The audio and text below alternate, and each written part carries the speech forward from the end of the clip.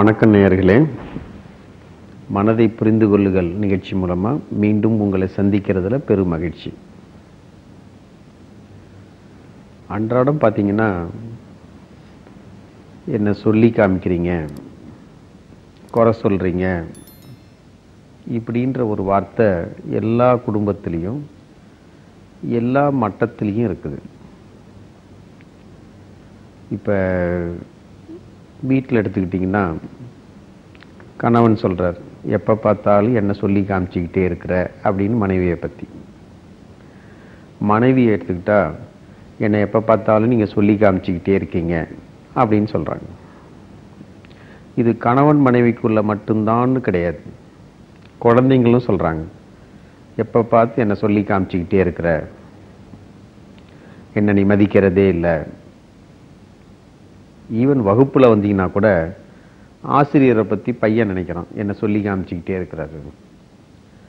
ரொம்ப அக்கேஷ்னலாக சில சமயத்தில் பையனை பற்றி கூட வாத்தியார் நினைக்கிறார், என்னை இப்படிலாம் சொல்லி குறை சொல்லி காமிக்கிறார். இந்த சொல்லி காமிக்கிறதுன்றது என்ன? உண்மையிலேயே அப்படி ஏதாவது சொல்லி காமிக்கிறோமா? இதை நாம் புரிஞ்சுக்கணும். இப்போ நான் சாப்பிட உட்கார்றேன், உப்பு குறைச்சலாக இருக்குது, இல்லை உப்பு அதிகமாக இருக்குது, இல்லை இது கொஞ்சம் தீஞ்சு இருக்குது, இல்லை இது கொஞ்சம் வேகலை, இதை நான் சொல்கிறேன். அதே மாதிரி வீட்டம்மா என்ன சொல்கிறாங்க, நீங்கள் சரியாக இதை வாங்கிட்டு வரல, நீங்கள் வாங்கிட்டு வர்றது சரியில்லை, நீங்கள் பண்ணுறது சரியில்லை, நீங்கள் இன்றைக்கி சரியாக பணம் கொடுக்கல, இல்லை சரியாக என்ன கூட்டிகிட்டு போகல. உடனே என்ன சொல்கிறாங்க, நீ என்ன சொல்லி காமிச்சிக்கிட்டே இருக்கிற. இன்னும் ஒரு படி மேலே போய் இப்படி இருந்தால் இதுக்கு தான் காரணம், உடனே ஒரு வெறுப்பு, என்ன சொல்லி காமிக்கிற, ஏப்பா இப்படி இருக்கிற அப்படின்னு பையனை கேட்டோம்னா உடனே என்ன சொல்லி காமிக்கிற, இவன் சரியாக சாப்பிட மாட்டான், இல்லை சரியாக எழுத மாட்டான், உடனே என்ன சொல்லி காமிக்கிற. அதாவது இப்போ நான் சாப்பிட உட்கார்றோம், இல்லை நீங்கள் சாப்பிட உட்கார்றீங்க, சாப்பிட்ற பொருளில் உப்பு இல்லை. இப்போ கடையில் கூட போய் சொல்கிறோம் இல்லையா, ஏப்பா இந்த சட்னியில் உப்பு இல்லை, இந்த சாம்பாரில் உப்பு அதிகமாக இருக்குது. உடனே கடைக்காரர் வந்து என்ன எங்களை பற்றி குறை சொல்கிறீங்களா அப்படின்னு கேட்டால் உங்களுக்கு எப்படி இருக்கும்? உப்பு இல்லை அப்படின்றது உண்மை, உப்பு அதிகமாக இருக்குன்றது உண்மை, தீஞ்சி போச்சுன்றது உண்மை. அதே மாதிரி வீட்டம்மா நீங்கள் சரியாக வீட்டுக்கு வர்றதில்லை அப்படின்னு சொல்கிறது உண்மை, நீங்கள் சரியாக என்னை கூட்டிகிட்டு போகல அப்படின்னு சொல்கிறது உண்மை. அதாவது உண்மையை சொல்கிறதுக்கு பேர் குறை சொல்கிறதல்ல. இப்போ உப்பு சரியாக இருக்கும்போதே இது சரியில்லைன்னு சொன்னோம்னா அதுக்கு பேர் குறை சொல்கிறது. காரம் சரியாக இருக்கும்போதே சரியில்லைன்னு சொன்னோம்னா அதுக்கு பேர் குறை சொல்கிறது. சரியில்லை அப்படின்றத சொல்லித்தான் ஆகணும், அப்போ தானே உங்களுடைய செயல் மேம்படும். இப்போ நான் இருக்கேன், என்கிட்ட ஸ்டூடெண்ட்ஸ் இருக்கிறாங்க, நீ எழுதுகிற பதில் சரியில்லை, இல்லை நீ சொல்கிற பதில் சரியில்லை, நீ செய்கிற வேலை சரியில்லை, இதை சரியில்லை என்னும்போது நம்ம சரியில்லைன்னு தானே சொல்லி ஆகணும், அதுக்கு பேர் குறை சொல்றதல்ல. இதை நல்லா நம்ம புரிஞ்சுக்கணும். உள்ளதை உள்ளபடி சொல்றதுக்கு பேரு சரியில்லை இல்லை. இப்ப நான் உப்பு குறைச்சலா இருக்கும் போதும் சரியா இருக்கிறேன்னு சொன்னேன்னு வச்சுக்கிங்க, இன்னும் 4 பேர் சாப்பிடத்தானே போறாங்க. அப்ப அவங்க என்ன முடிவுக்கு வருவாங்க, உப்பு சரியில்லைன்னு சொல்றது கூட இந்த வீட்டில் முடியாது போல் இருக்குது. இப்ப புரியுதுங்களா? சரியில்லைன்னு சொல்றத நம்ம சரியா எடுத்துக்கணும், குறையா எடுத்துக்கூடாது. இப்ப உப்பு சரியா இருந்தும் நான் உன் மேல ஒரு கோவத்துல வீட்டுல வந்துட்டு இருக்கிறேன், நீ எதை பண்ணாலும் நான் இன்னைக்கு குறை சொல்றதுன்னு சொல்லும் போதுதான் அது குறையாக நம்ம எடுத்துக்கணும். இதை நம்ம குறையா எடுத்துக்கிட்டோம்னா, குறை சொல்றதா எடுத்து வருத்தப்பட்டோம்னா, குறை சொல்றீங்களேன்னு சொல்லி ஆத்திரப்பட்டோம்னா என்ன நடக்கும்? உள்ளது உள்ளபடி உங்களுக்கு தெரியாமையே போயிடும். புரியுதா? இப்போ என்கிட்ட வந்து ஒரு ஸ்டூடெண்ட் சொல்கிறான், இல்லை ஒரு பேஷண்ட் சொல்கிறான், உங்கள் டிபார்ட்மெண்ட்டில் இப்படி நடக்குது. உடனே நான் ஆத்திரப்பட்டேன் அப்படின்னா அடுத்த முறை ஒருத்த வந்து சொல்ல மாட்டான். புரியுதா? எனக்கு என்ன நடக்குதுன்னே தெரியாம போயிடும். இது நிர்வாகத்திலையும் நடக்குது, வீட்லையும் நடக்குது, எல்லா இடத்துலையுமே நடக்குது. உள்ளது உள்ளபடி இருக்கும் பட்சத்துல அது குறை கிடையாது, சொல்லி காண்பிப்பது கிடையாது. இது அன்றாட வீட்டில் நடக்குது.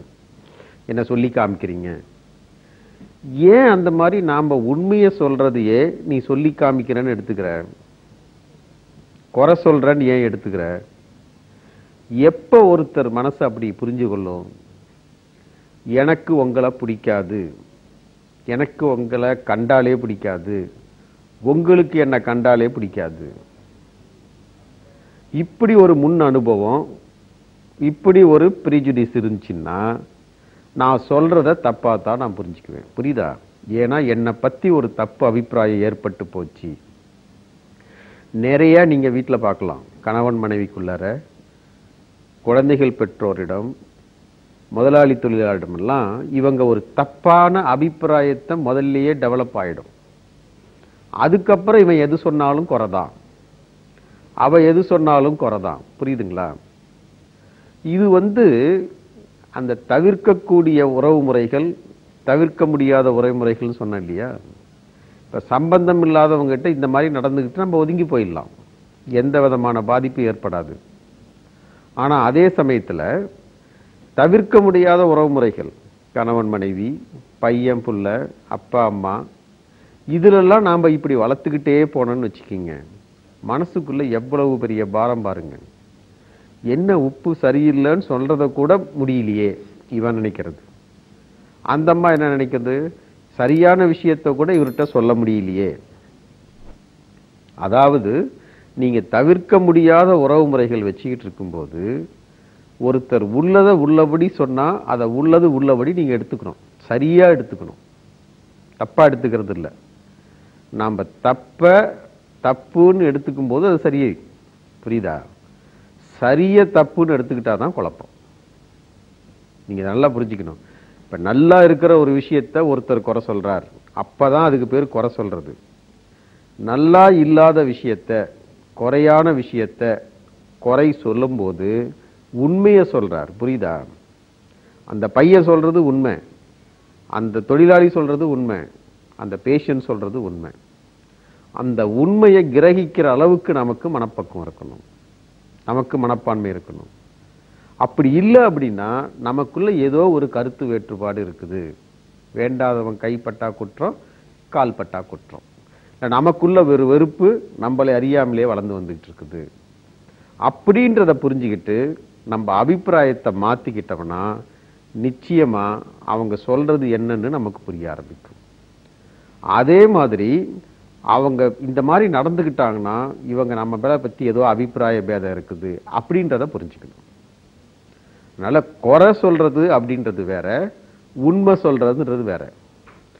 குறையே உண்மையா இருக்கும்போது அது குறை இல்லை.